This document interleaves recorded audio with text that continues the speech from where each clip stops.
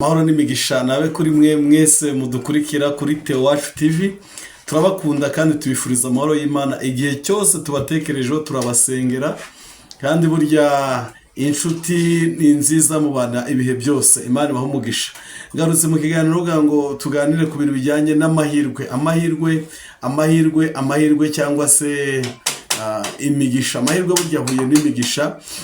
Nagira ngo nkwibutse ko mu buzima bwa Imana yakuremanya amahirwe yawe kandi ikakuremana imigisha yawe. Nubona mu buzima bwawe ukoze ugatsindwa, ntuzacike intege, kuko umuhanga yaravuze ngo gutsindwa ni igice cyo gutsinda. Iyo utsinzwe rero aba ari igisobanuro cy'uko uzatsinda. Nubona ukoze mu buzima ukabona uratsinzwe, ntuzacike intege, ahubwo bizaguha imbaraga zo kugira ngo ubutaha ubone uko utsinda. Birashoboka ko udashobora kuba mu buzima budatsindwa. Nubaho mu buzima budatsindwa, uzamenye nanone kandi nabwo buzima butagira intsinzi. Ubuzima butsindwa ni nabwo butsinda. Reka ngisubiremo, ubuzima butsindwa nibwo butsinda. Yesu we dufatiraho urugero, nawe yigeze kuba mu buzima bumwe bwasanaga naho bubayemo gutsindwa. Wavuga ati ni hehe? Ujya wibuka umunsi yagiye gusenga akavuga ngo mu mutima urakunze ariko umubiri uranze.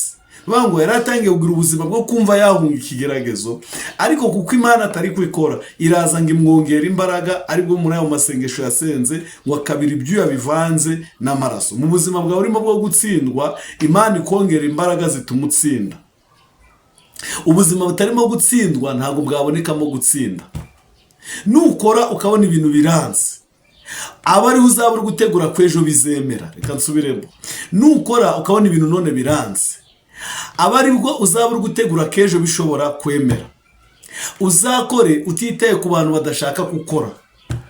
Barahari baba badashaka ko hari aho wagera. Akazi kaba ari ako gukritika ibyo wakoze gusa, nako gukritika ibyo wakoze ndetse bakanabyangisha n'abandi. Ibyo ntibizaguca intege, kuko hari igihe bizabirinduka bagasanga ahubwo barafashe umwanya wo kwamamaza uwo uriho.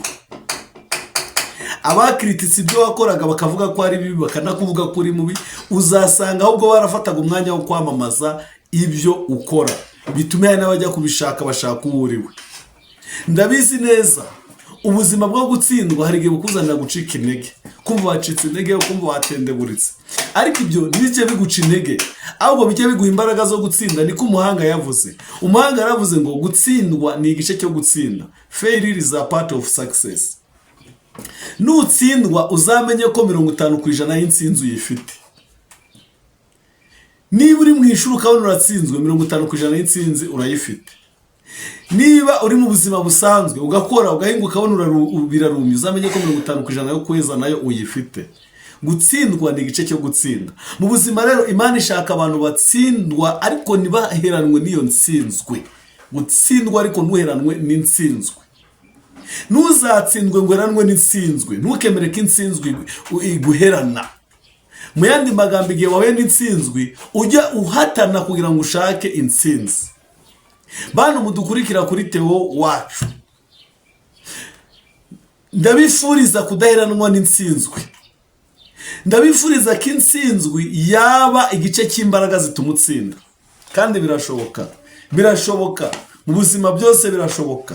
Wowe kwita ku baguca intege, wowe kwita ku bakubwira ko hari ibyo babonye bizatuma utagira aho ugera, ahubwo wogira target yawe. Uzaje ureba umwambi ukuntu usongoye imbere, uriya mwambi ufite icyerekezo kimwe kandi aho ushobora kuwukorera deviation igihe wamaze guforwa kubitwa na za mbaraga z'inyuma zigusunika.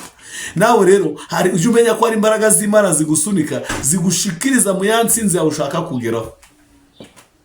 Ntuzemere gutsindwa mu buzima ko biguherana, ahubwo gutsindwa bizaguhe gutera intambwe yo gutsinda. Imana igufashe cyane. Ahari wari unaniwe, wari ucitse intege, wari kugenda ugakora ka business kawe ukabona biranze, ukavuga ati ndatsinzwe birarangiye, ubuzima buranze. No, komeza uhatane. Mu buzima tubamo ni uguhatana. Uje urakomeza uhatane, ntiwite ku baguca intege kandi uharanire kuba wowe ku giti cyawe, Niwita ku majwi menshi y'abantu benshi wumva mu matwi yawe, gutsinda bizakugora. Iyo ushaka intsinzi, wita ku cyo ushaka nyine kiri imbere yawe. Imana igufashe rero ukomeze wite ku ntsinzi iri imbere yawe. Imana yo yiteguye kukwinjiza mu ntsinzi yawe kuko ntishaka guheranwa n'iyo ntsinzwe. Ntabwo ishaka ko ubuzima bwawe buheranwa n'intsinzwe.